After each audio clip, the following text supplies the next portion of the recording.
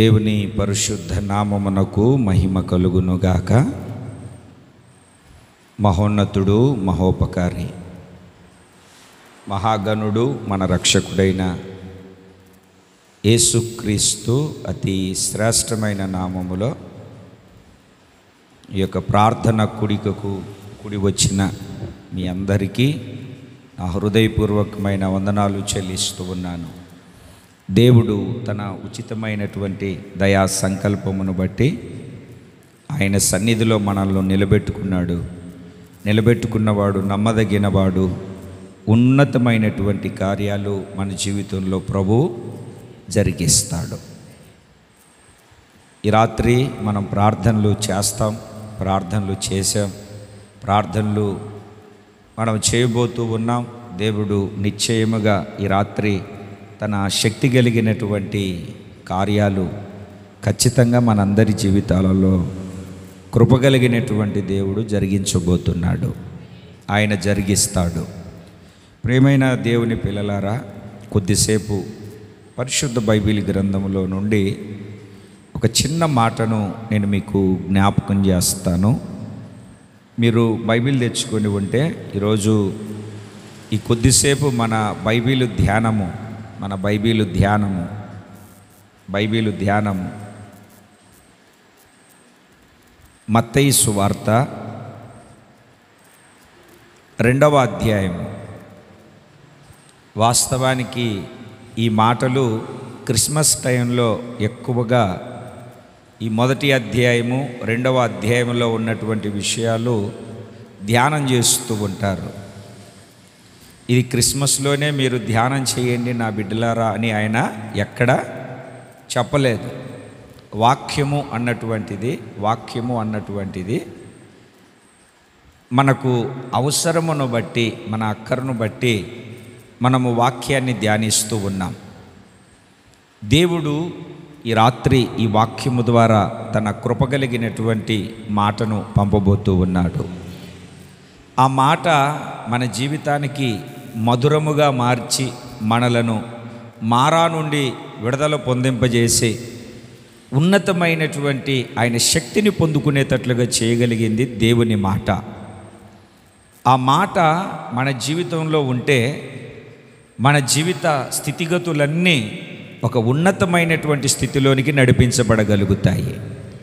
అందుకే ఆ మాటను అప్పుడే మీరు ధ్యానం చేయాలి, ఈ మాటను ఇప్పుడే ధ్యానం చేయాలి, ఈ మాటను మీరు ఇప్పుడే వినాలని కాదు. పండగ రోజైనా పప్పలు మిగతా రోజు తినకూడదా? జాతర రోజైనా పాయసము మిగతా రోజులు తినకూడదా? పెళ్లి రోజైనా బిర్యానీ మిగతా రోజులు తినకూడదా? తినట్లేదా? పుట్టినరోజైనా ఫ్రైడ్ రైసు మిగతా రోజులు తినట్లేదా? అట్లాగనే ఆ సందర్భానికి అప్పుడే చెప్పాలి అన్నటువంటి ఆలోచన కాదు. మనందరి ఆత్మీయ క్షేమపు వృద్ధి కోసము దేవుడు తన మాటలను గ్రంథస్థం చేయించి మన చేతికి అప్పగించాడు. దేవునికి స్తోత్రం కలుగునగాక. ఈ గ్రంథము ప్రవక్తల ద్వారా ప్రభువు పలికించి పరిశుద్ధాత్మ ప్రేరేపణలో దగ్గర 1600 సంవత్సరాలు ఈ యొక్క పరిశుద్ధ బైబిల్ గ్రంథములో ఉన్నటువంటి లేఖనాలు సమకూర్చబడి మన చేతికి ముద్రించి అప్పగించబడినటువంటి గ్రంథము. ఈ 2వ అధ్యాయంలో మనము చదువుతూ ఉన్నప్పుడు అప్పటికే యేసు ప్రభు పుట్టి దగ్గర 2 సంవత్సరాలు అని మనము అక్కడ ఉన్నటువంటి వాక్యపు లేఖనాలను బట్టి చక్కగా ఆలోచన చేయొచ్చు. మొదటి అధ్యాయంలో ఆయన పుడతాడు అంటే ఆయన పుట్టకముందు పుట్టిన తర్వాత చూడండి, ఆ వాక్యాన్ని మనం చదువుతూ ఉన్నప్పుడు, ఇదిగో తూర్పు దేశపు జ్ఞానులు యెరూషలేమునకు వచ్చి, యోధుల రాజుగా పుట్టినవాడెక్కడనున్నాడు? తూర్పు దిక్కున మేము ఆయన నక్షత్రమును చూచి ఆయనను పూజింపవచ్చితిమని చెప్పిరి.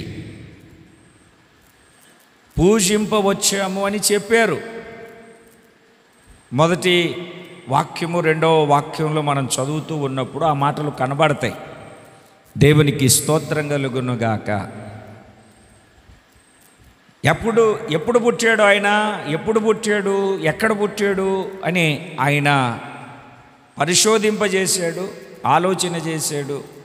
అక్కడ ఉన్నటువంటి శాస్త్రులను, యూదులను, ప్రధాన అధికారులను ఆయన పురిగొల్పి ఎక్కడ పుట్టాడు ఏంటి అని చెప్పేసి 4వ వాక్యంలో ప్రధాన యాజకులను, ప్రధానులలో నుండి శాస్త్రులను అందరినీ సమకూర్చి క్రీస్తు ఎక్కడ పుట్టునని వారిని అడిగాడు. వాళ్ళు గ్రంథం చూసి చెప్పారు. ఏమని చెప్పారంటే, యూదయ బెత్లెహేములోనే ఏలబోవాడు వస్తాడు అని మెస్సియా గురించి రాసి ఉందని చెప్పారు.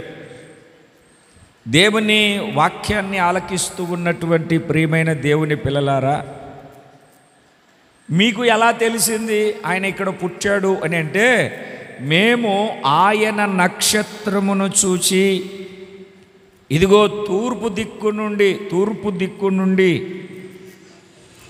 దేశము నుండి మేము ఇక్కడికి వస్తూ ఉన్నాం, తూర్పు ప్రాంతం నుండి మేము ఇక్కడికి వస్తూ ఉన్నాము అని చెప్తూ ఉన్నారు వాళ్ళు. ఎలా వచ్చారు మీరు అని అంటే, ఆయన నక్షత్రాన్ని చూసి. ఇప్పటికీ ఇంచుమించు ఎప్పటి నుండి మీరు వస్తున్నారు అని అంటే, అక్కడ ఎప్పుడు పుట్టాడు, ఎప్పుడు ఆ నక్షత్రం ఉదయించింది అని ఆ నక్షత్రాన్ని, ఆ ఖగోళ శాస్త్రము వీళ్ళకు బాగా తెలుసు కనుక ఆ నక్షత్రము పుట్టినటువంటి ఆ యొక్క రోజులను బట్టి ఆయన చెప్తున్నాడు, ఇంచుమించు 2 సంవత్సరాల్లోపు, కొన్ని నెలలు. ఈ నక్షత్రము ఆయన నక్షత్రము ఆయనను చూపిస్తూ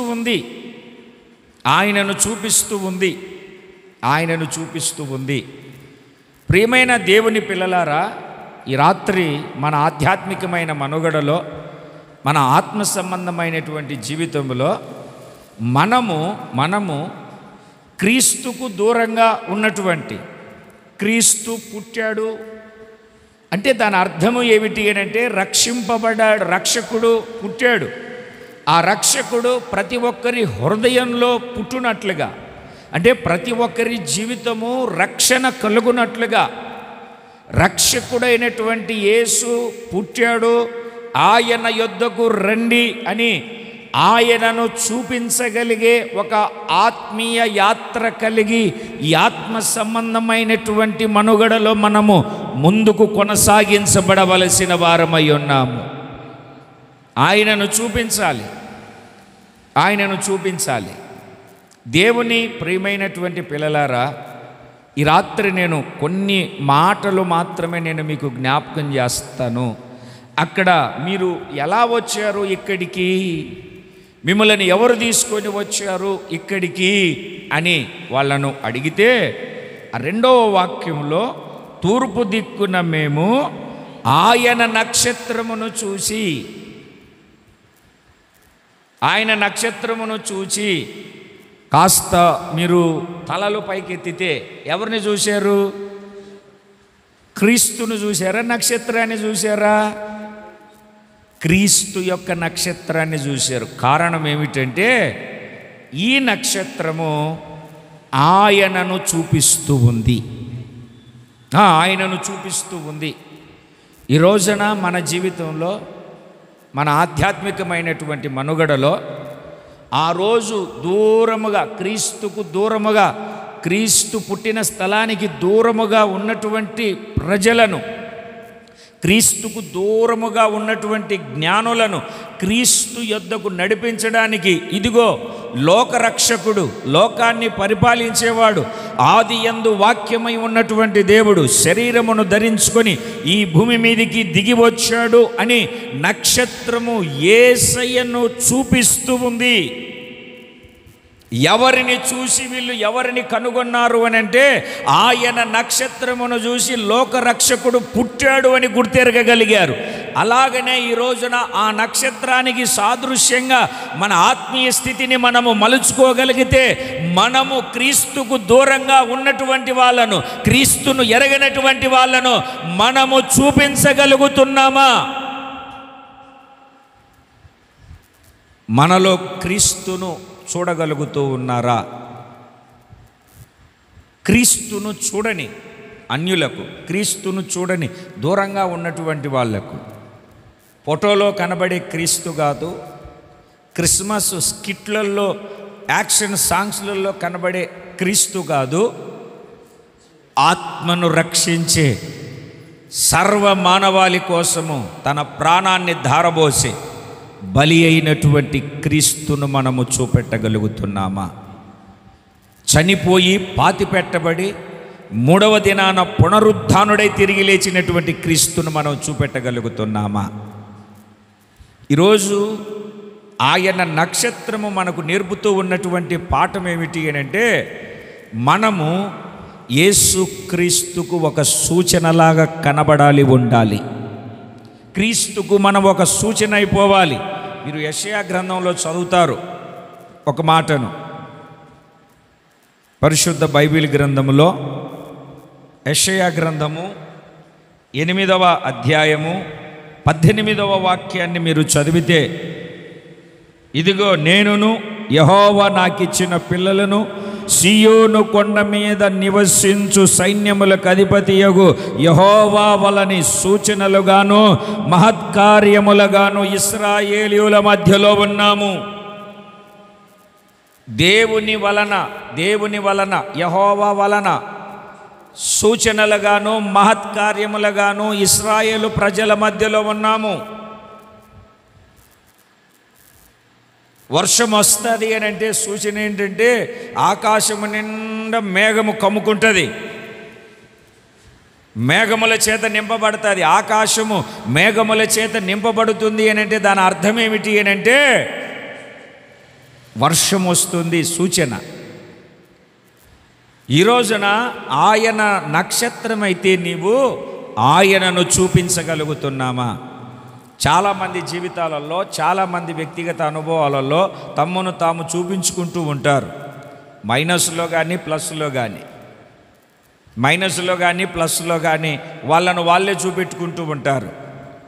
క్రీస్తుని నమ్మిన తర్వాత కూడా చాలామంది ప్రభువుని నమ్మిన తర్వాత కూడా తమ్మును తాము చూపెట్టుకుంటూ ఉంటారు, కానీ క్రీస్తును చూపెట్టరు. ఈ రోజున ఈ పరిచర్య ద్వారా, మన పరిచర్య ద్వారా మనము ఎలా మార్చబడాలి అని అంటే, మనము ఎలా తీర్చిదిద్దబడాలి అని అంటే, దేవునికి సూచనలుగాను మహత్కార్యములుగాను మనము కనబడాలి. ఇశ్రాయేలు ప్రజలను విడిపించి నడిపించడానికి ఆ పొదలో మోషేకు ప్రత్యక్షమైనప్పుడు, అయ్యా వాళ్ళు నన్ను నమ్మరు అని అంటే దేవుడు ఏం చేశాడో తెలుసా? కర్రను కింద పడేయమన్నాడు, అది పామైంది. మరలా తోకను పట్టుకోమన్నాడు, కర్ర అయింది. చెయ్యి రొమ్ము మీద పెట్టుకున్నాడు, తీయమన్నాడు, తెల్లని కుష్టు గలది అనిగా మార్చబడింది. మరలా రొమ్మున పెట్టుకోమన్నాడు, అది బాగు చేయబడింది. ఇప్పుడు వెళ్ళు, వాళ్ళు నమ్ముతారు అని సూచక క్రియలను ఇచ్చి పంపిస్తూ ఉన్నాడు. ఇంకా నమ్మకం లేదా? ఆ ఏటిలో నీళ్లు కొంచెం కిందే ఎర్రగా రక్తం అయిపోద్ది. ఆ మొదటి 2 సూచక క్రియలకు నమ్మకపోతే 3వ సూచక క్రియకు నమ్ముతారు. వెళ్ళు, నేను నిన్ను పంపాను అని వాళ్ళు గుర్తెరుగుతారు. వెళ్ళు. ఈ రోజున మన ఆత్మ సంబంధమైనటువంటి జీవితంలో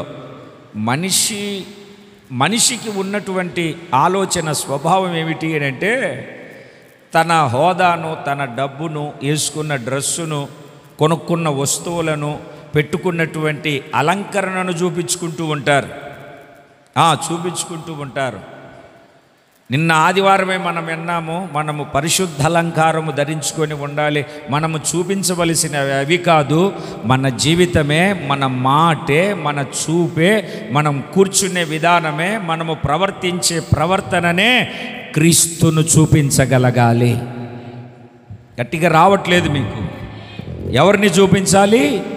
క్రీస్తును చూపించగలగాలి. క్రీస్తును చూపించాలి. దేవుని వాక్యాన్ని ఆలకిస్తూ ఉన్నటువంటి ప్రియమైన దేవుని పిల్లలారా, ఈ రాత్రి జీవము కలిగినటువంటి దేవుడు మనందరితో మాట్లాడుతూ ఉన్నటువంటి మహత్తు కలిగినటువంటి దేవుని మాట ఏమిటి అని అంటే, నీవు ఆయన నక్షత్రమైతే ఆయననే చూపించాలి. నిన్ను నీవు చూపించుకోకూడదు, వేరేది చూపించకూడదు. బిలాము బోధించినట్లుగా బిలాము బోధలు, నికోలాయితు బోధలు ఏమిటండి? ఆ బోధల ద్వారా క్రీస్తు నుండి వేరుపరిచే అనుభవము కలుగుతుంది గనక మరి వేరొక వాటిని దేనిని చూపెట్టకుండా క్రీస్తునే చూపెట్టగలిగే ఒక నక్షత్రములాగా మనము మార్చబడాలి. నక్షత్రంగా మనం మార్చబడాలి అంటే క్రీస్తు పుట్టాలి. క్రీస్తు పుట్టాలి అంటే అర్థమేమిటి అని అంటే నిజమైనటువంటి రక్షణ మన జీవితంలో కలగాలి. కడుపు నొప్పికో రోగాలు తగ్గుతాయేనో చూడండి, మంద ఉంటుంది, ఒక మంద ఉంటుంది. ఆ మంద జనాలు ఇక్కడ స్వస్థతలు జరుగుతాయంటే ఇక్కడికి పరిగెత్తుతారు, అక్కడ ఏదో జరుగుతుందంటే అక్కడికి పరిగెత్తుతారు, అక్కడ ఇంకొకటి జరుగుతుందంటే అక్కడికి పరిగెత్తుతారు. వీళ్ళ పని అంతా ఏమిటి అని అంటే సంపాదించుకోవడం, ఖర్చు పెట్టడం, పరిగెత్తడం. ఇళ్ళల్లో క్రీస్తు పుట్టలేదు. క్రీస్తు ఏదో చేస్తాడు, ముక్కలేస్తాడని. రొట్టెను మనం పొందుకోవాలి కానీ ముక్కలు కాదు. కనాను స్త్రీతో చెప్పేటప్పుడు, అయ్యా నా కూతురుకు దయ్యం పట్టింది, విడుదల కావాలయ్యా అని అంటే, రొట్టెలు పిల్లలకమ్మా, అన్యులకు కాదంటే, ఆ బల్ల కింద ఉన్న రొట్టె ముక్కలు కుక్క పిల్లలు తింటాయి కదయ్యా అంటే ఆ స్వస్థతను అడిగేటప్పుడు రొట్టె ముక్కలు అడుగుతుంది. రొట్టె ముక్కల కోసం పోగు చేయబడినటువంటి వాళ్ళము కాదు, ఆయన చేతిలో ఉన్నటువంటి సంపూర్ణమైనటువంటి రొట్టెను భుజించడానికి ఈ లోకములో ప్రభువు కొరకు ప్రత్యేకించబడి ప్రభువును చూపించడానికి ప్రభువు కొరకు ప్రత్యేకించబడినటువంటి వారము. జీవము కలిగినటువంటి దేవునికి సూచనలుగాను మహత్కార్యములుగాను మనము జనముల మధ్యలో నిలిచి ఉన్నాము. మనము జనముల మధ్యలో నిలిచి మన ఆత్మీయ యాత్రను మనము కట్టుకుంటూ ముందుకు కొనసాగించబడుతూ ఉన్నాము. చాలామంది జీవితాలలో ఇటువంటి ఆత్మీయ స్థితి, ఆత్మ సంబంధమైన అనుభవం లేక అక్కడికి ఇక్కడికి ఎక్కడికి పడితే అక్కడికి పరుగులు తీస్తూ ఉంటారు. ప్రియులారా, నీలో క్రీస్తు పుట్టాలి. నీలో క్రీస్తు పుడితే నువ్వు ఒక నక్షత్రములాగా, ఆ నక్షత్రము తూర్పు దేశములో ఉన్నటువంటి జ్ఞానులకు రక్షకుడు పుట్టాడు, క్రీస్తు పుట్టాడు అని వాళ్లకు తెలియజెప్పినట్లుగా మన ప్రవర్తనలోనూ పద్ధతిలోనూ ప్రతి విషయంలోనూ క్రీస్తును మనము చూపించగలుగుతాము. దేవునికి స్తోత్రం కలుగునగాక. మనము బుర్రుమని బండి వేసుకుని వెళ్ళిపోతుంటాం. ఎవరో మన ఫ్రెండ్ ఎవరో రమ్మన్నారు, ఆ ఊరు మనకు తెలియదు. ఇప్పుడు ఏం చేస్తాము అని అంటే రోడ్డు మీద ఎవరన్నా కనబడతారా అని చూస్తాం. అడవిల్లో ఏమిటండి బైపాస్ రోడ్లలో ఎవరు ఉంటారు? ఊర్లో వెళ్ళే రోడ్లు అయితే ఎవరో ఒకరు ఉంటారు. ఊరి బయట వెళ్ళే రోడ్లు ఎవరు ఉంటారు? ఎవరన్నా ఉంటారా? మరి ఎట్లా అప్పుడు అని అంటే దోవజూపు స్తంభములు అని చెప్పేసి బోర్డులు ఉంటాయి. ఆ బోర్డులో ఒక మార్క్ ఉంటుంది. 4 రోడ్లు వచ్చాయనుకోండి, 4 రోడ్లలో ఇటు వెళ్తే పలాని ఊరు వస్తుంది, ఇటు వెళ్తే పలాని ఊరు వస్తుంది, మరలా మీరు వెనక్కి వెళ్తే లేకుంటే మీరు దాటి వచ్చిన ఊరు పలాని ఊరు అని చెప్తుంది. ఇట్లా ముందుకు వెళ్తే పలాని ఊరు అని చెప్తుంది. ఒక సూచన, పలాని ఊరుకు వెళ్తుంది అని ఒక సూచన. దేవునికి స్తోత్రం కలుగునగాక. మనం సిటీలోకి వెళ్ళినప్పుడు బోర్డులు కనపడతా ఉంటాయి. పలాని ఆఫీసుకు ఇటు దారి, లేకుంటే పలాని హాస్పిటల్కు ఇట్లా దారి అని ఆ హాస్పిటల్ పేరు రాసి బాణం గుర్తేస్తుంది. దాని అర్థం ఏమిటంటే నువ్వు ఇట్లా వెళ్ళాలి అని. అంటే మనము క్రీస్తును చూపించగలిగే, క్రీస్తు దగ్గరికి అనేకులను నడిపించగలిగే, క్రీస్తును చూపించే ఒక నక్షత్రములాగా మన ఆత్మీయ యాత్రను మనము కట్టుకోవాలి. 2 చేతులు పైకెత్తి సంతోషంగా దేవునికి స్తోత్రం చెబుదాం. మత్తయి సువార్తలో మనము ఆ వాక్యాన్ని చదివినప్పుడు క్రీస్తు చూడండి, ఆయన నక్షత్రమును చూసి, 2వ అధ్యాయము 2వ వాక్యం, ఎవరిని చూసి? ఆయన నక్షత్రమును చూసి దేవునికి స్తోత్రం కలుగునుగాక. ఎవరిని చూసండి? ఆయన నక్షత్రమును చూసి. ఆయన నక్షత్రం ఏం చేస్తుంది అని అంటే ఆయనను చూపిస్తుంది. ఇది ఎవరి నక్షత్రము? ఒకసారి మనం రాత్రిపూట అలా కళ్ళెత్తుకుని చూస్తే, వేసవి కాలమైన ఆకాశంలో మేఘాలు లేకపోతే నక్షత్రాలని మినుగు మినుగు ఇన్ని నక్షత్రాలు ఉన్నాయి. ఏ నక్షత్రం? ఏ నక్షత్రం? చూడండి, అన్ని నక్షత్రాల మధ్యలో ఆయన నక్షత్రము అని చెప్పగలుగుతున్నాడు. ఆయన నక్షత్రము అని చెప్పగలుగుతూ ఉన్నారు. ఆయన నక్షత్రము ఒక ప్రత్యేకంగా కనబడుతుంది. మన బంధువులు కానీ, మన రక్త సంబంధికులు కానీ, అన్నలు కానీ, తమ్ముళ్ళు కానీ, వీళ్ళందరూ మనలను చూసి ఇదిగో ఈ వ్యక్తి ప్రభువుని నమ్ముకున్నాడు, ఇతను ప్రభువాడు, ఈ కుటుంబము ప్రభువుకు సంబంధించింది, ఈ కుటుంబం మీద మనం చెయ్యి వేయొద్దు, వాళ్ళని అపహాస్యము చెయ్యొద్దు అనే ఆ ప్రత్యేకత ఆయన నక్షత్రమును చూసి. అంటే ఇప్పుడు మనము ఏమవ్వాలి అని అంటే ఆయనకు సొంతమైపోవాలి. నేను నా ప్రియుని దానను, అతడు నా యందు ఆశాబద్ధుడు. అక్కడ ఎప్పుడో చెప్పాను, 2011లోనో ఎప్పుడో చెప్పాను ప్రసంగం. నువ్వు ఎవరి వాడవు అని ప్రసంగం చెప్తూ ఈ మాటని చెప్పాను. నేను నా ప్రియుని దానను, అతడు నా యందు ఆశాబద్ధుడు. నేను నా ప్రియునికి సొంతమైపోయాను, అందుకే ఆయన నా మీద ఆశపడ్డాడు, మనసు పెట్టుకున్నాడు. దాని అర్థం దేవునికి స్తోత్రం కలుగునగాక. ఇప్పుడు నేను అడుగుతాను, నువ్వు ఎవరి వాడవు? లోక సంబంధివా? ఒక కులానికి సంబంధించిన వ్యక్తివా? ఒక ప్రాంతానికి సంబంధించిన వ్యక్తివి? ఎవరు హూ ఆర్ యు అని అన్నప్పుడు ఏం చెప్పగలగాలి? ఆ క్వశ్చన్ మార్కుకు ఆన్సరు నేను నా ప్రియుని వాడను, నా ప్రియుని వాడను, అతడు నా యందు ఆశాబద్ధుడు. దేవునికి స్తోత్రం కలుగునుగాక. నా ప్రియుడు యేసు, నా ప్రియుడు, నా ప్రియునికినే సొంతమేగా, నా ప్రియుడు నావాడు, నా ప్రియుడు నావాడు, నా ప్రియుడు యేసు, నా ప్రియుడు, నా ప్రియునికినే సొంతమేగా, నా ప్రియునికినే సొంతమేగా. మనం ఎవరి వారము? కొంచెం గట్టిగా చెప్పాలి, మీరు నోట్లో నుండి మాట రావట్లేదు మీకు. మనము ఎవరి వారము అని అంటే ప్రియుని వారము. ఈ నక్షత్రము ఆయన నక్షత్రము. ఆయనను చూపించడం మాత్రమే కాదు. ఇప్పుడు ఎవరో అక్కడి బండి వేసుకుని వస్తున్నారు, ఆ మూల టర్నింగ్లో అటు రోడ్డు బాగుంది, ఇటు రోడ్డు బాగుంది, అక్కడ పెట్రోల్ బంక్ ఉంది, అక్కడ పెట్రోల్ బంక్ ఉంది, ఇటు వెళ్తే ఎంత పెద్ద సిటీ వస్తుందో అని వాళ్ళు వెళ్ళేట అక్కడ నిలబడి ఏమండే భీమవరం ఎట్టు వెళ్ళాలని అంటే ఆ దారిని ఉన్నాడు ఇటు వెళ్ళిపోమంటాడు, ఇటు వెళ్ళిపోమని చెప్తాడు. అది పెద్ద విశేషం కాదు, అయితే మనము ఆయన వారమైపోవాలి. దేవునికి స్తోత్రం కలుగును గాక. చెప్పాలి గట్టిగా హల్లెలూయా.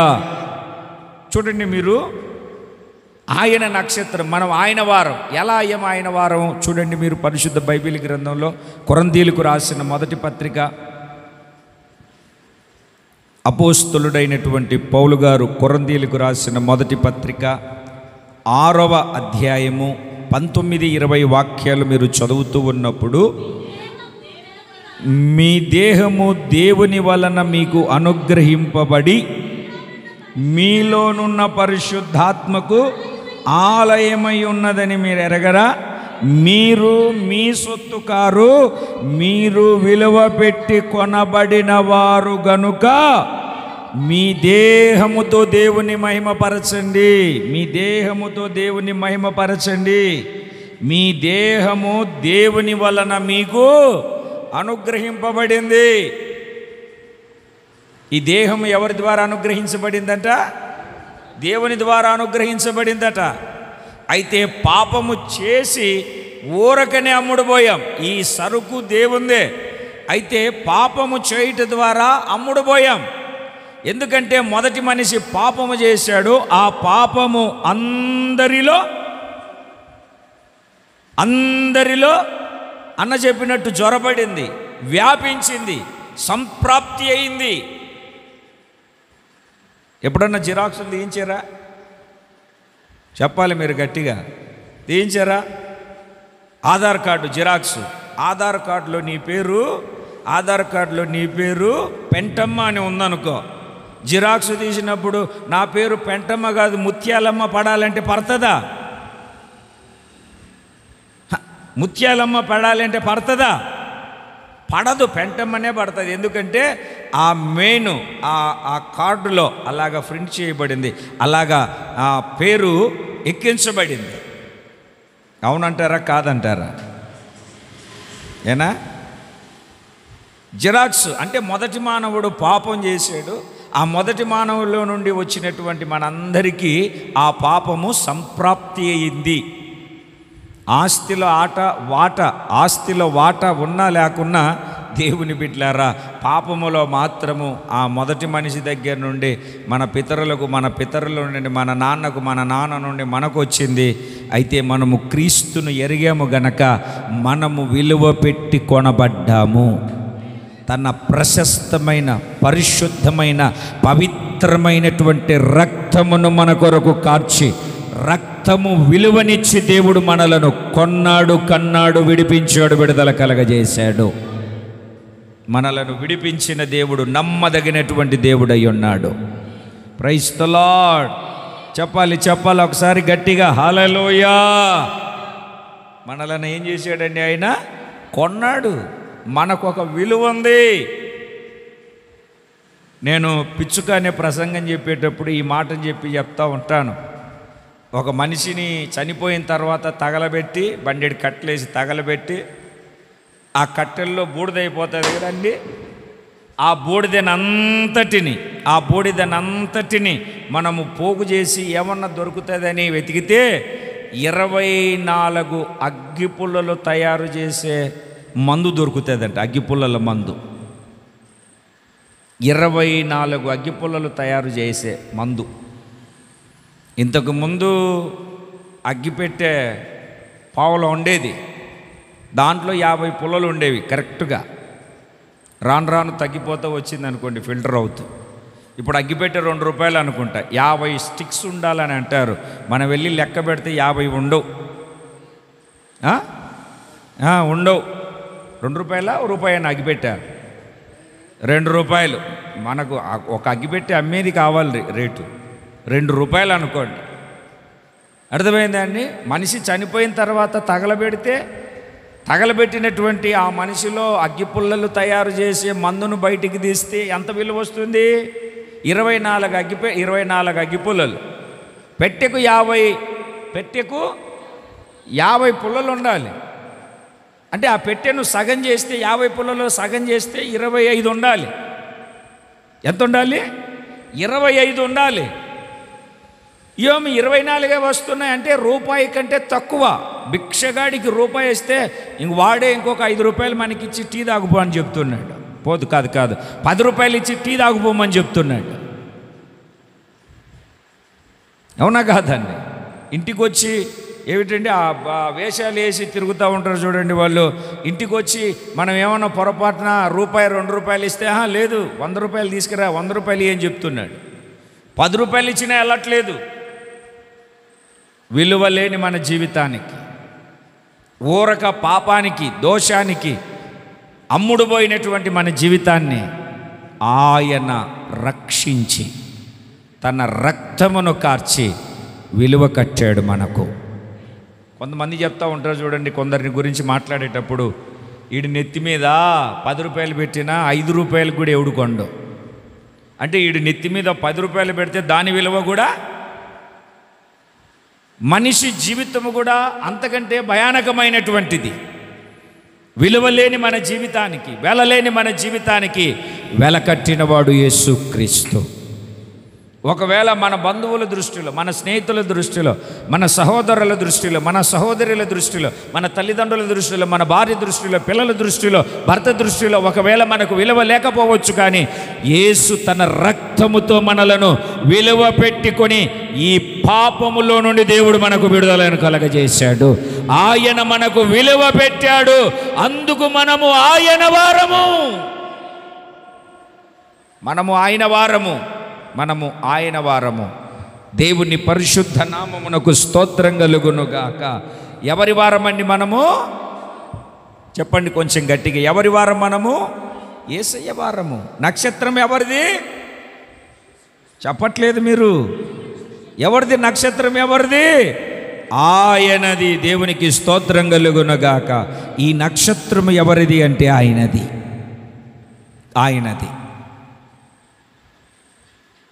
ఎందుకంటే ఇంకా మీరు పేతురు పత్రికలో చదువుతారు చూడండి. మొదటి పత్రిక 2వ అధ్యాయము 9వ వాక్యాన్ని మీరు చదువుతూ ఉన్నప్పుడు, చీకటిలో నుండి ఆశ్చర్యకరమైన ఆయన వెలుగులోనికి మిమ్ములను పిలిచిన వాని గుణాతిశయములను ప్రచురము చేయుటకు ఏర్పరచబడిన వంశమును, రాజులైన యాజక సమూహమును, పరిశుద్ధ జనమును, దేవుని సొత్తైన ప్రజలు. ఎక్లెషియా, సంఘము అన్నటువంటి మాట ఇక్కడ మనము గుర్తెరుగుతాం. ఎక్లెషియా అని పిలువబడుతుంది ఇక్కడ. అంటే వేరు చేయబడిన వారు అని. ఎక్లెషియా అంటే పిలువబడినటువంటి వారు, వేరు చేయబడినటువంటి వారు, ప్రత్యేకించబడినటువంటి వారని అర్థము. ప్రత్యేకించబడినటువంటి వారని అర్థము. ఈ రాత్రి దేవుని సన్నిధానానికి చేరి వచ్చినటువంటి ప్రియమైనటువంటి దేవుని పిల్లలారా, ఉన్నతుడు మహోన్నతుడైనటువంటి దేవుని యొక్క సన్నిధిలో చేరి ఉన్నటువంటి మనందరి జీవితాలలో ఆశ్చర్యకరుడైనటువంటి దేవుడు మాట్లాడుతూ ఉన్నటువంటి మృదు మధురమైనటువంటి మాట, మనము విలువ పెట్టి కొనబడినటువంటి వారము.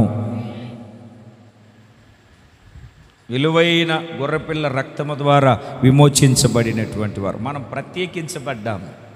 ఎందుకు అని అంటే, మనము విలువ పెట్టి ఎందుకు కొన్నాడు అని అంటే, ఈ దేహముతో దేవుణ్ణి మహిమపరచాలి. అంటే ఆయనను చూపించాలి, ఆయన వారమని చెప్పాలి. మనము ఆయన మాత్రమే మనలో మహిమపరచబడాలి. ఆశ్చర్యకరమైనటువంటి ఆయన గుణాతిశయములను ప్రచురము చేయాలి. ఆయన వారమైతే మనము ఆయన ఆశ్చర్యకరమైనటువంటి గుణాతిశయములను ప్రకటించగలగాలి. ఆయన ఆశ్చర్యమైనటువంటి గుణాతిశయములను అనేకులకు తెలియజెప్పాలి. అందుకే మత్తయి సువార్త 5వ అధ్యాయము 16వ వాక్యములో మనము చక్కగా చదవగలుగుతాము. మనుష్యులు మీ సత్క్రియలు చూచి పరలోకమందున్న మీ తండ్రి మహిమపరచునట్లు వారి ఎదుట మీ వెలుగును ప్రకాశింపనీయండి. ఒకప్పుడు చీకట్లో ఉన్నాం, వెలుగులోనికి మనల్ని పిలిచాడు. అది ఆశ్చర్యకరమైన వెలుగు. ఆ వెలుగు అనేకమైనటువంటి మంచి గుణములు కలిగినటువంటి వెలుగు. అది ఆ వెలుగును మనము ప్రకాశింపజేయాలి. ఎందుకు అని అంటే, తండ్రిని మహిమపరుచున్నట్లుగా. నిజంగా నీవు ఆయన నక్షత్రమైతే, మీరు ఆయన నక్షత్రమైతే, మనము ఆయన నక్షత్రమైతే, సత్క్రియల చేత దేవునికి స్తోత్రం కలుగునుగాక. ఆ మనుషుల ఎదుట సత్క్రియలు కలిగినటువంటి వారమై, యెషయా చెప్పినట్టుగా, నేనును నాకిచ్చిన పిల్లలు, ఒక మాటలో చెప్పాలంటే నా కుటుంబం అంతా సియోను కొండ మీద ఉన్న యెహోవా వలని సూచనలుగాను మహత్కార్యములుగాను ఇశ్రాయేలు ప్రజల మధ్యలో ఉన్నట్టుగా లోకములో ఉన్నటువంటి జనముల మధ్య, నీ బంధువుల మధ్య, నీ కుటుంబములో, నీ వీధిలో ఉన్న వాళ్ళ మధ్య, నీ గ్రామములో ఉన్న వాళ్ళ మధ్య, నీ స్నేహితుల మధ్య, నీ అన్నదమ్ముల మధ్య నీ వెలుగు, ఆయన ఆశ్చర్యకరమైనటువంటి వెలుగులోనికి పిలిచాడు చూడండి. ఆ వెలుగు యొక్క గుణాతిశయములను నువ్వు ప్రచురపరచగలగాలి. తెలియజెప్పగలగాలి, ప్రకటించగలగాలి, ప్రకటించాలి. ఆయన గుణాతిశయములను మాత్రమే ప్రకటించగలగాలి. వెలుగును ప్రకాశింపజేయాలి, వెలుగుమయముగా మారాలి, వెలుగుమయముగా మార్చబడాలి మన జీవితం, వెలుగుమయముగా తీర్చిదిద్దబడాలి మన జీవితం. అందుకే పౌలు గారు కూడా ఒక చక్కటి మాట మాట్లాడతాడు చూడండి. గలతీ సంఘానికి పత్రిక రాస్తూ, గలతీ పత్రిక 2వ అధ్యాయము 20వ వాక్యాన్ని మనము చదివినప్పుడు ఒక అద్భుతమైనటువంటి మాటను చెప్పగలుగుతాడు పౌలు గారు. క్రీస్తుతో కూడా సిలువ వేయబడి ఉన్నాను, ఇక జీవించువాడను నేను కాదు, క్రీస్తే నా యందు జీవించుచున్నాడు.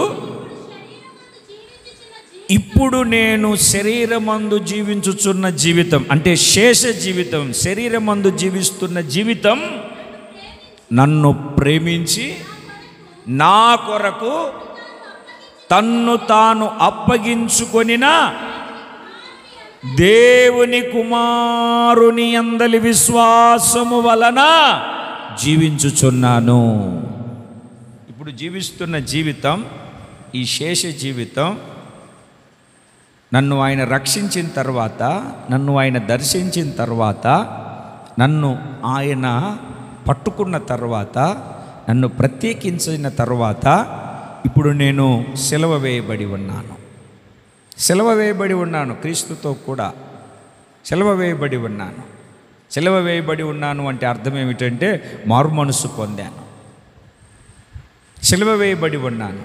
సిలువ వేయబడినటువంటి నేను ఇక మిగిలి ఉన్నటువంటి ఈ జీవితం, ఈ శేష జీవితం నా కొరకు తన్ను తాను అప్పగించుకొని ప్రాణం పెట్టిన దేవుని కుమారుడైన క్రీస్తునందు విశ్వాస మూలముగా బ్రతుకుతున్నాను. నన్ను కదిలిస్తే, నా బ్రతుకును చూస్తే, నా స్థితిని చూస్తే ఏం కనపడుతుందో తెలుసా? నా కొరకు చనిపోయి ప్రాణం పెట్టిన క్రీస్తే కనబడతాడు నాలో. కోపం, ఆవేశం, లోక సంబంధమైనది ఏది కనబడదు. నష్టం కలిగిన, కలవరం వచ్చిన, బాధ కలిగిన, వేదన కలిగిన క్రీస్తు మాత్రమే కనబడతాడు. గతములో ఉన్న దూషకుడు, హింసకుడు, హానికరుడు కనబడడు. మునుపు దూషకుడు, ఇప్పుడు దూషింపబడుతున్నా. మునుపు హింసకుడను, సంఘాన్ని హింసించాను, ఇప్పుడు సంఘం కొరకు హింసింపబడుతున్నాను. హానికరుడను ఇంతకుముందు, ఇప్పుడు నేను హానిని పొందుతున్నాను. నాతో ఉన్నటువంటి జనములే నాకు హానిని తలబెడుతూ ఉన్నారు.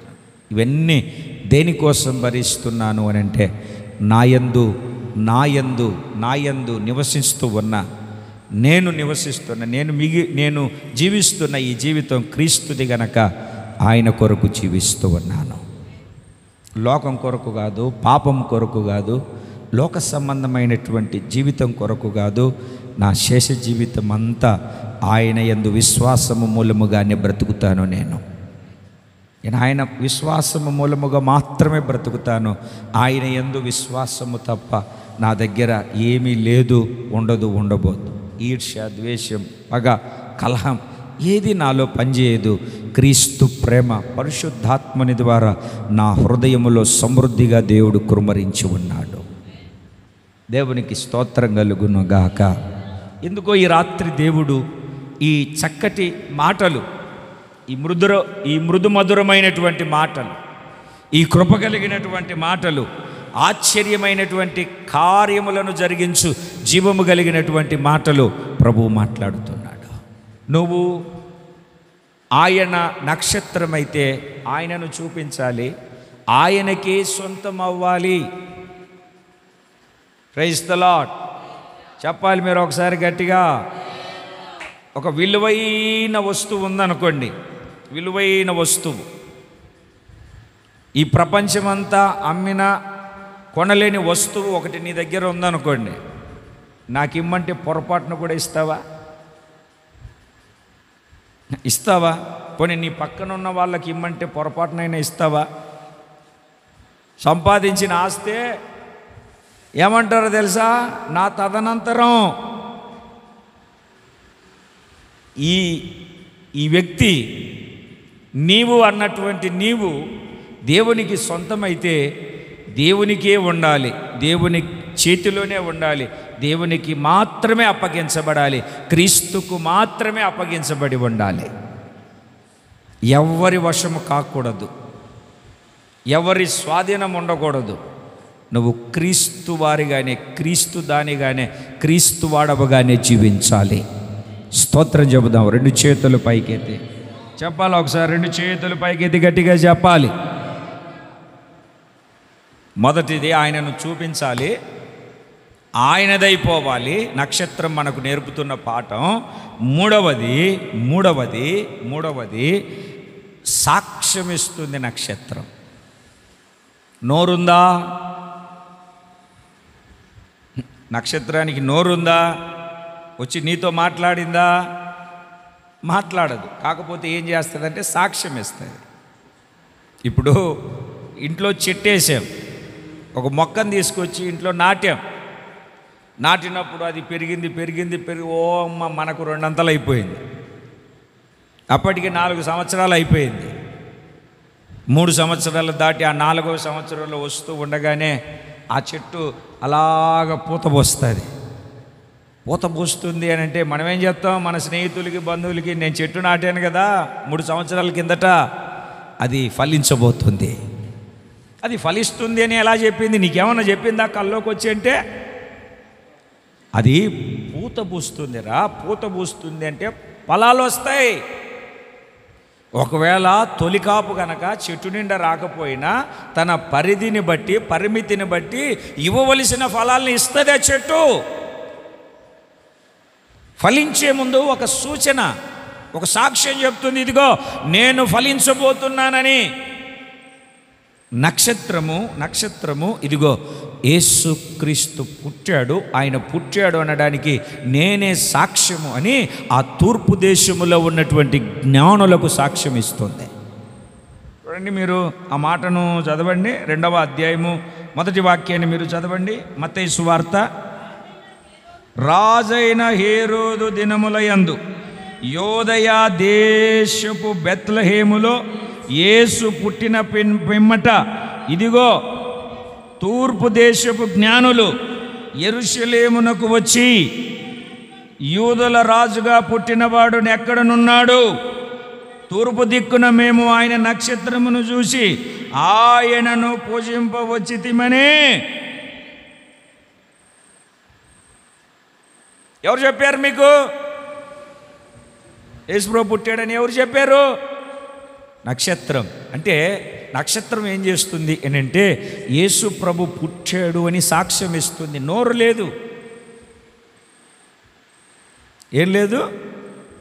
ఈ నక్షత్ర భాష ఖగోళ శాస్త్రవేత్తలకే, ఆ ఆకాశ పరిశోధన, అంతరిక్ష పరిశోధన, ఆ నక్షత్ర పరిశోధన చేసే వాళ్ళకే తెలుస్తుంది. మనకు తెలియదు ఆ భాష.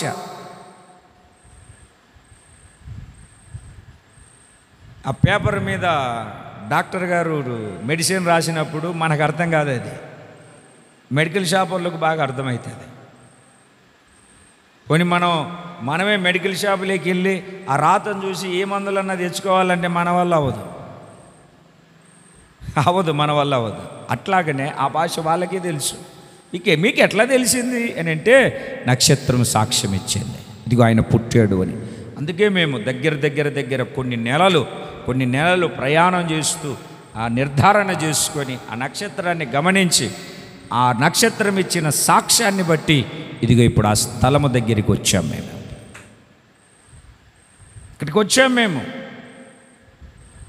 దేవునికి స్తోత్రం కలుగును గాక. సాక్ష్యం ఇవ్వాలి, మనం సాక్ష్యం ఇవ్వగలగాలి మనం. చూడండి, ఒక మాటను చదువుతారు. యోహాను సువార్త 15వ అధ్యాయము, యోహాను సువార్త 15వ అధ్యాయము 26, 27 వాక్యాలు మీరు చదవండి.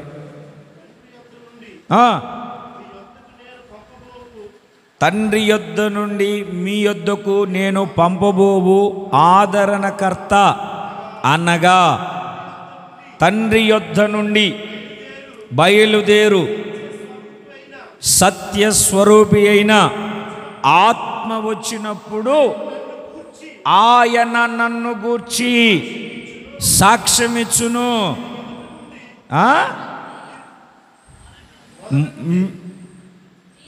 మీరు మొదట నుండి నా యొద్ద ఉన్నారు గనుక మీరును సాక్ష్యమిస్తారు. ఎవరు సాక్ష్యము ఇవ్వగలుగుతారు అని అంటే పరిశుద్ధాత్ముడు. తర్వాత యేసు ప్రభుని నమ్మిన నాటి నుండి ఆయనతో సత్సంబంధ సహవాసము కలిగి ఉన్న వాళ్ళు మాత్రమే సాక్ష్యం ఇవ్వగలుగుతారు, సాక్షిగా జీవించగలుగుతారు. ఆయనతో సహవాసంగా ఉన్న వాళ్ళే, ఆయనను రుచి చూసిన వాళ్ళే, ఏం చేసిన వాళ్ళే, ఆయనను రుచి చూసిన వాళ్ళే. ఇప్పుడు 12 మందితో యేసు ప్రభు 13 మంది కలిసి ఉన్నారు. ఇస్కరియోతు యూదా వెళ్ళాడు, నేను యేసును పట్టిస్తాను, వెండి నాణ్యాలు ఇవ్వండి. మీరంతా ఒకేలాగా ఉంటారు. ఆ 12 మందిలో ఆ రాత్రి మేము ఎట్లా గుర్తుపట్టాలంటే నేను వెళ్ళి ముద్దు పెడతాను, నేను చూపిస్తాను యేసుప్రభుని, అప్పుడు మీరు ఇస్కరియోతు యూదా ఆయనను సిలువకు శ్రమలకు అప్పగించడానికి చూపించాడు. మనము శ్రమలకు అప్పగించడానికి కాదు, అనేకులకు రక్షణ కలుగునట్లుగా ఆయన ఘనమైనటువంటి నామము ఘనపరచబడినట్లుగా మనము సాక్షులుగా నిలబడాలి. సాక్షిగా మనము బ్రతకాలి, సాక్ష్యము కలిగి జీవించాలి. మన జీవితము ప్రభువునందు ఒక సాక్షిగా మార్చబడాలి, సాక్షిగా మార్చబడాలి. దేవునికి స్తోత్రం కలుగునుగాక. చెప్పాలి ఒకసారి 2 చేతులు పైకెత్తి.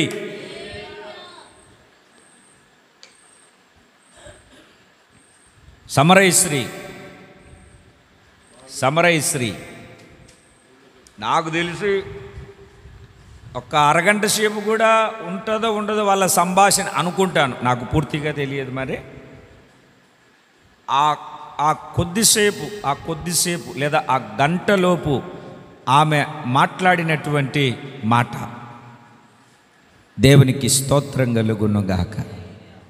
ఆమె యేసయ్య ఆమెతో మాట్లాడిన ఆ సంభాషణలో తన కుండను విడిచిపెట్టి వెళ్ళి గ్రామములోనికి వెళ్ళి నేను చేసినవన్నీ నాతో చెప్పిన వాణిని చూపిస్తాను రండి అని ఆమె ఆ మాట చెప్పిన వెంటనే నాకు తెలిసి ఇంచుమించు ఆ గ్రామములో ఉన్నటువంటి వాళ్ళందరూ బావి దగ్గరికి వచ్చేసారు.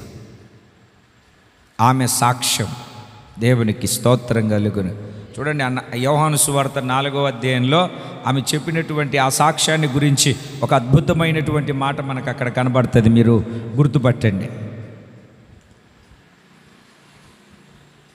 దేవునికి స్తోత్రం కలుగునుగాక. చెప్తారండి ఒకసారి గట్టిగా, కొంచెం గట్టిగా చెప్తారా? ఏం రావట్లేదు నోట్లో నుండి మాట. కనబడలేదా? నేను చెప్తాను చూడండి. ఆ స్త్రీ ఏమో ఎన్నో వాక్యం అమ్మా చెప్పమ్మా. 28. ఆ స్త్రీ కుండను విడిచిపెట్టి ఊరిలోనికి వెళ్ళి మీరు వచ్చి నేను చేసినవన్నీ నాతో చెప్పిన మనుషుని చూడండి. దేవునికి స్తోత్రం కలుగునుగాక. ఈ 39వ వాక్యాన్ని చూడండి, మీకు క్లియర్గా అర్థమైపోద్ది. అన్నా, నేను చేసినవన్నీ నాతో చెప్పినని సాక్ష్యమిచ్చిన స్త్రీ యొక్క మాటలను బట్టి ఆ ఊరిలోని సమరయులలో అనేకులు ఆయన యందు విశ్వాసం ఉంచిరి. దేన్ని బట్టి విశ్వాసం ఉంచారు? ఆమె చెప్పిన సాక్ష్యము. ఆమె చెప్పిన సాక్ష్యమును బట్టి అందరూ విశ్వాసం ఉంచారు. మనం సాక్ష్యం చెప్తే ఏమిటండి, చెప్పింది అని కాకుండా మనం చెప్పే సాక్ష్యము అనేకుల్లో విశ్వాసాన్ని పుట్టించగలగాలి. అటువంటి సాక్ష్యము మనము కలిగి జీవించాలి. ఆయనతో ఉన్నవాళ్ళు, ఆయన ద్వారా కార్యాలు అనుభవించిన వాళ్ళు, ఆయనను రుచి చూచిన వాళ్ళు, ఆయన యందు బలపరచబడిన వాళ్ళు, ఆయనలో స్థిరపరచబడిన వాళ్ళు మాత్రమే ఇటువంటి గొప్ప సాక్ష్యమును చెప్పగలుగుతారు. Praise the Lord. చెబుదాం ఒకసారి గట్టిగా, సంతోషంగా చెబుదాం. అటువంటి గొప్ప సాక్ష్యం, ఉన్నతమైన సాక్ష్యం, ఆశ్చర్యమైనటువంటి సాక్ష్యం మనము చెప్పగలిగి ప్రభువుకు సాక్షులుగా జీవించాలి. ఆయన పుట్టాడు అని దూరదేశములో తూర్పు దిక్కున ఉన్న జ్ఞానులకు నక్షత్రము సాక్ష్యం ఇచ్చినట్లుగా ఇప్పుడు క్రీస్తుకు దూరముగా ఉన్న అనేకులకు మనము సాక్ష్యము చెప్పగలిగే, సాక్షిగా జీవించగలిగే ఒక బలమైన విశ్వాసిగా ప్రభువులో నిలిచి ఉండాలి.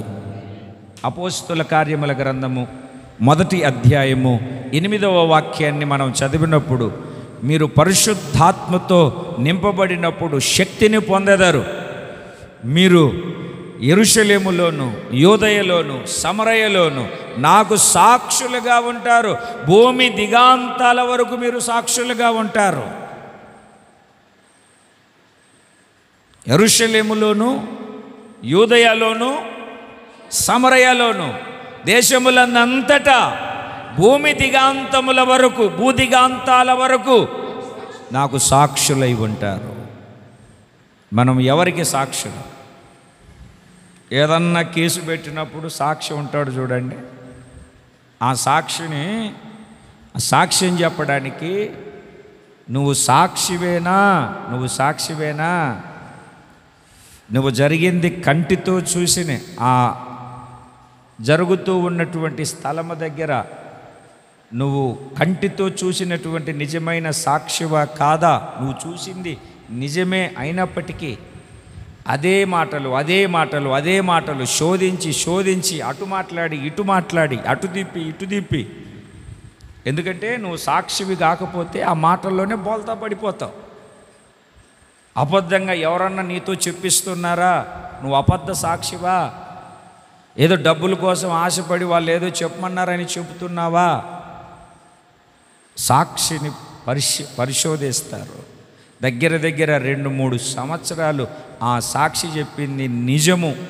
మొదటి రోజు చెప్పిన మాటలు ఆఖరి తీర్పుకు ముందు సాక్ష్యం ఇచ్చే ఆ మాటలు రికార్డు చేయబడి, ఆ మాటలు ఈ మాటలు ప్రతి ఆ తీర్పు సింహాసనము దగ్గర ఆ జడ్జి దగ్గర చెప్పే మాటలన్నీ చక్కగా పొందుపరచబడిన తర్వాతనే నీ సాక్ష్యము నువ్వు సాక్షివని రుజువు చేయబడితేనే అక్కడ శిక్ష వేయబడుతుంది. అని ఏది పడితే చెప్తే అది కొట్టివేయబడుతుంది.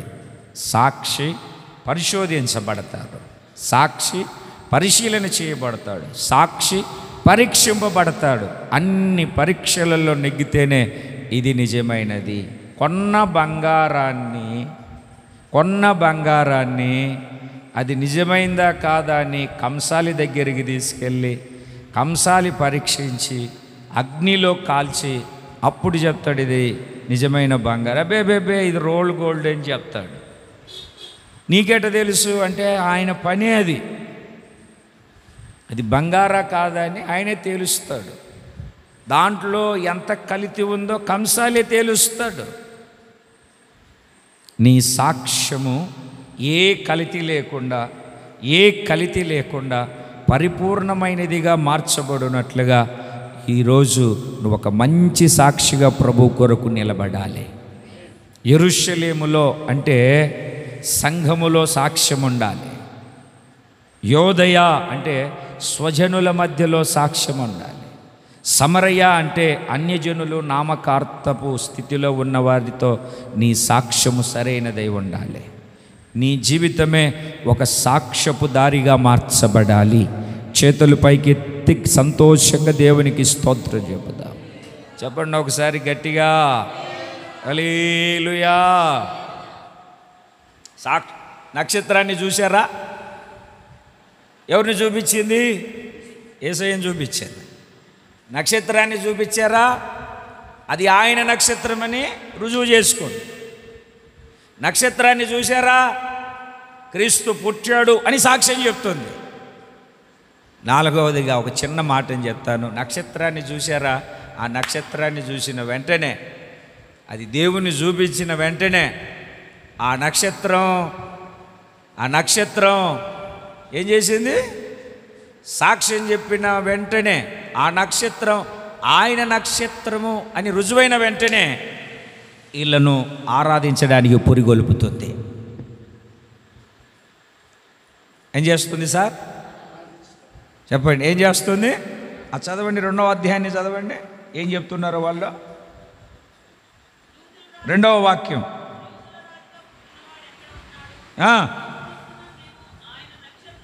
చూసి ఎవరు చెప్పారు వీళ్ళకు? నక్షత్రం మాట్లాడలేదు కదా. అంటే ఆ నక్షత్రాన్ని చూసిన వెంటనే పద రక్షకుణ్ణి ఆరాధన చేద్దాం, రక్షకుణ్ణి పూజిద్దాం. ఇంగ్లీష్ బైబిల్లో వర్షిప్ అని రాసి ఉంటుంది. పూజించడము అంటే ఆరాధించడం. నక్షత్రమును చూసిన వెంటనే వీళ్ళ మనసులో ఏమవుతుందంటే, వీళ్ళ మనసులో ఏం ప్రేరేపణ కలుగుతుంది అని అంటే, ఈ నక్షత్రము ఆయనను ఆరాధించాలి, ప్రభువుని పూజించాలి, వర్షిప్ చేయాలి. పద పద పద. కొన్ని నెలలు నడుచుకుంటూ వచ్చారండి ఆరాధించడానికి. దేవునికి స్తోత్రం కలుగునగా. మనం శనివారం ప్రార్థనకు రావాలన్నా, ఆదివారం ఆరాధనకు రావాలన్నా ఎన్ని పనులు పెట్టుకుంటామో, ఎన్ని పనులు పెట్టుకుంటామో దగ్గర 1 కిలోమీటర్న్నర 2 కిలోమీటర్లు రావడానికి. ఈరోజు శనివారం లేదా ఈరోజు ఆదివారం, ఈరోజు బైబిల్ స్టడీ, ఈరోజు శుద్ధీకరణ కూడిక, ఈరోజు వాగ్దాన కూడిక. ఆ కూడికలకు తెలుసు కదా, నేను వెళ్ళాలి, వాక్యాన్ని వినాలి, దేవుణ్ణి ఆరాధించాలి, వాక్యంతో నేను నింపబడాలి, నా ఆత్మకు వాక్యము ఆహారం భుజించాలి కదా. కడుపుకు తినడానికి మాత్రం ఎంత ప్రయాసపడతారో కదండి. ఒక్క పూట తగ్గిపోతే అర్థమవుతుందండి. చెవులలో నుండి మాటలు వస్తూ ఉంటే బెండకాయ ఎండిపోయినట్టుగా, ఏమిటండి మొక్కకు ఎండకు మొక్క వేలాడిపోయినట్టుగా నేను ఈరోజు నీరసించిపోతారు. అదే ఆత్మకు ఆహారం లేకపోతే ఈ కూడికలన్నీ, ప్రత్యేకమైన కూడికలన్నీ ఎందుకు అని అంటే, నిన్ను దేవునిలో బలపరచడానికి, నిన్ను దేవునిలో స్థిరపరచడానికి, వాక్యము ద్వారా నిన్ను రేపడానికి. 2 చేతులు పైకెత్తి. ఆ నక్షత్రం ఏం చేస్తుంది అని అంటే, వాళ్ళ హృదయాలను కదిలించింది. ఇంకా లోతుగా చెప్పాలంటే, హృదయాలను ఏం చేసింది? ఎవరి హృదయాలను? జ్ఞానుల హృదయాలను కదిలించింది. జ్ఞానుల హృదయాలు కదిలేటట్లుగా చేసింది. ఇప్పుడు అక్కడికి వస్తున్నారంటే వాళ్ళు ఆరాధించడానికి వస్తున్నాడు. ఆరాధించడానికి వాళ్ళు బయలుదేరారు. ఆరాధించడానికి వచ్చేవాళ్ళు ఒట్టి చేతులతో ఊపుకుంటూ రాలే. పేషెంట్ దగ్గరికి వెళ్ళేటప్పుడు కుళ్ళిపోయినా పనికిరానే డజను 30 దొరికినటువంటి పళ్ళు తీసుకొని రాలే వాళ్ళు. ఏ కానుక సమర్పించాలి అని చెప్పి ఆ కానుకను చేతబట్టుకొని ఆరాధించి క్రీస్తుని ఆరాధించడానికి వాళ్ళు వచ్చారు. చేతులు పైకెత్తి సంతోషంగా దేవునికి స్తోత్రం చెబుదాం. అంటే నక్షత్రము ఏం చేసింది అని అంటే, దేవుని బిడ్డలారా, వాళ్ళను ఆరాధించడానికి పురిగొల్పింది, వాళ్ళ హృదయాలను కదిలించింది. ఏం చేసింది సార్? కదిలించింది. పద ఆరాధనకు పద పద పద పద పద ఆరాధన కంటే బెల్లం కొట్టినటువంటి రాయిలాగా కదల. ఎందుకంటారు బెల్లం కొట్టిన రాయని? చెప్తాను చూడండి. బెల్లాన్ని కొట్టేటప్పుడు రాయి ఒక దెబ్బ 2-3 దెబ్బలు వేసిన తర్వాత బెల్లం పొడి అయిపోయిన తర్వాత మళ్ళీ గట్టి పడుతుంది. అది అటు కొట్టినప్పుడు మళ్ళీ తీస్తే రాదు బయటికి. లాగినా రాదు, 2-3 సార్లు టిట్టని లాగితే కానీ రాదు. అందుకే మందంగా ఉండే వాళ్ళను, ఒక పనికి కదలని వాళ్ళను బెల్లం కొట్టిన రాయిలో కొన్నాం ఎంట్రా అంటారు. ఏ రాయి అది ఆ బెల్లానికి అతుక్కపోతుంది. అత్త చెప్తా ఉంటుంది చూడండి, బెల్లం వచ్చిన తర్వాత బెల్లం వీడికి అతుక్కపోయినట్టుగా. ఆ పెళ్ళైన కొత్తలో బెల్లం ఎక్కడుంటే ఈయన అక్కడే, నిన్ను వీడని నీడ నేనే అన్నట్టుగా. దేవుని వాక్యాన్ని ఆలకిస్తున్న దేవుని బిడ్డలారా, ఆ హృదయాలను కదిలించి పురిగొల్పుతుంది నక్షత్రం. పద ఆరాధన చేయడానికి, పూజించడానికి. దేవుని పరిశుద్ధ నామమునకు స్తోత్రం కలుగునగాక. పేతురు రాసిన 2వ పత్రిక, భక్తకోటికి పేతురు రాసిన 2వ పత్రిక 1వ అధ్యాయము 13-14 వాక్యాలు. 14వ వాక్యం చివరిలో, ఈ సంగతులను జ్ఞాపకము చేసి మిమ్ములను రేపుతూ ఉన్నాను.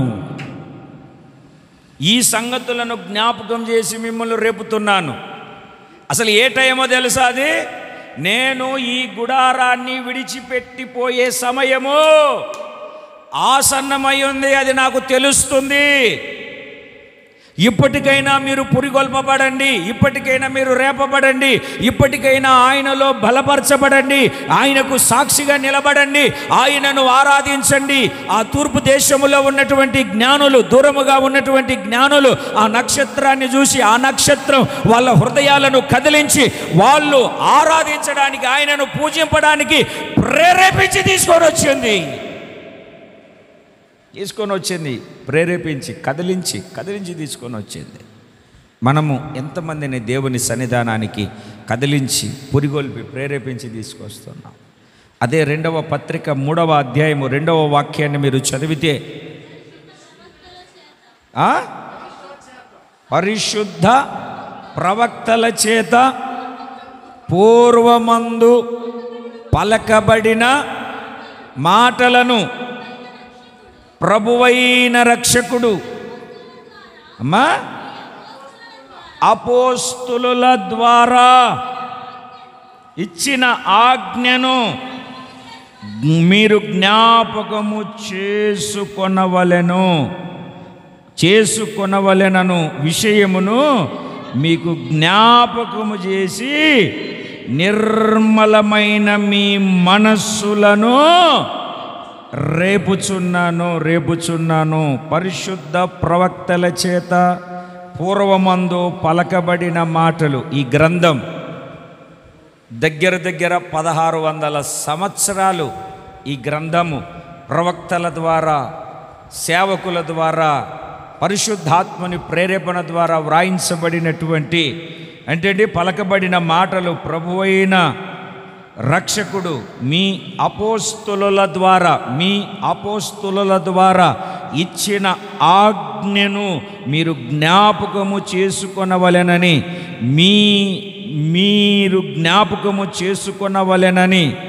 విషయములో మీకు జ్ఞాపకము చేసి నిర్మలమైన మీ మనస్సులను రేపుచున్నాను. ప్రతి కూడికల్లో మనం ఎందుకు ఉండాలి అంటే, ఈ వాక్యమనే ఆజ్ఞల ద్వారా, వాక్యమే ఆజ్ఞలు, ఆజ్ఞలే వాక్యము, వాక్యమే ఆజ్ఞలు. ప్రవక్తల ద్వారా ఇలా చేయి, ఇలా చేయొద్దు అని చెప్పబడిన లేఖనాలు, గ్రంథములో ఉన్నటువంటి మాటలు, ఇవి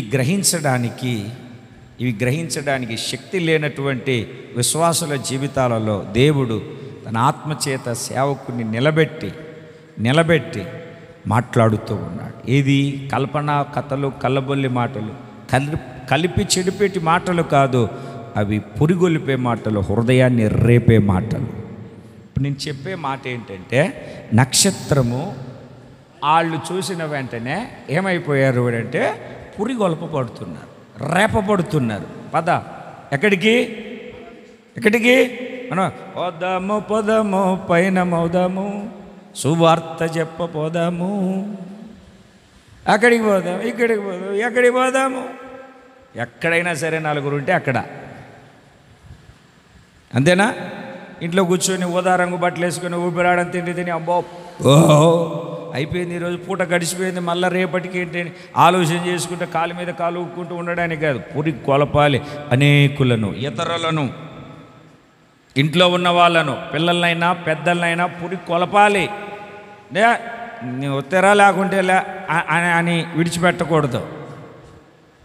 స్నేహితులనైనా బంధువులనైనా,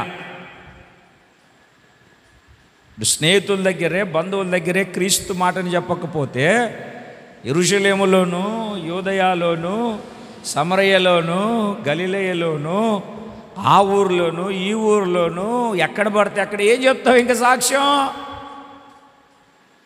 ఎలా నడిపిస్తాం మనం ప్రభువునందు, ప్రభువులోనికి? హెబ్రీలకు రాసిన పత్రిక 10వ అధ్యాయము, హెబ్రీలకు రాసిన పత్రిక 10వ అధ్యాయం 24-25 వాక్యాలు ఎప్పుడు మనం వింటున్న వాక్యమే. కొందరు మానుకొనుచున్నట్టుగా సమాజముగా కూడుట మానక ఒకరినొకడు హెచ్చరించుచు ఆ దినము సమీపించుట మీరు చూచిన కొలది మరీ ఎక్కువగా అలాగు చేయుచు ప్రేమ చూపుటకును సత్కార్యములు చేయుటకును ఒకరినొకడు పురిగొల్పవలెనని ఆలోచన కలిగి ఉందము, ఒకరిని ఒకరు రేపవలెనని.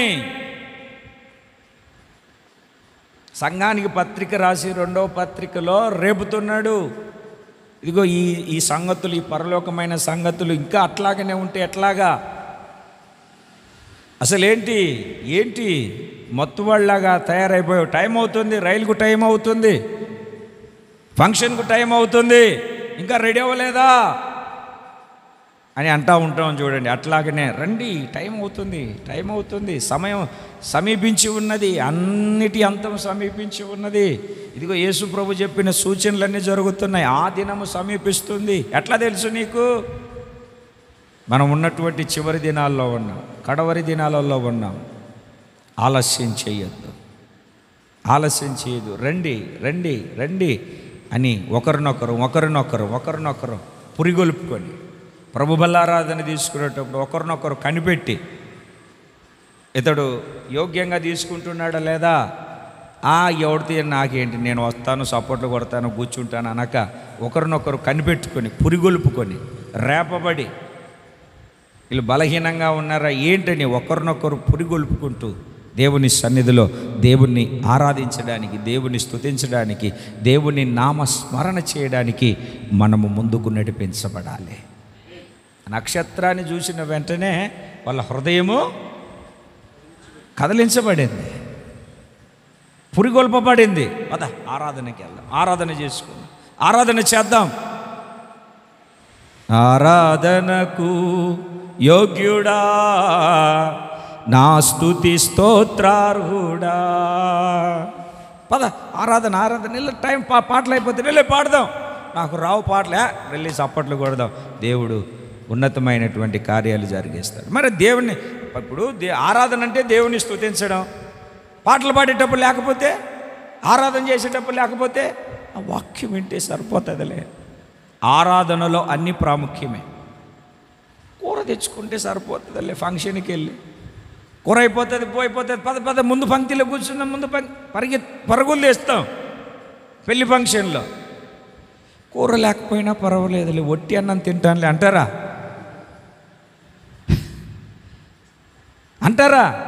అనరు. అక్కడ అన్నీ కావాలి, ఇక్కడ మాత్రం ఒకటే కావాలి.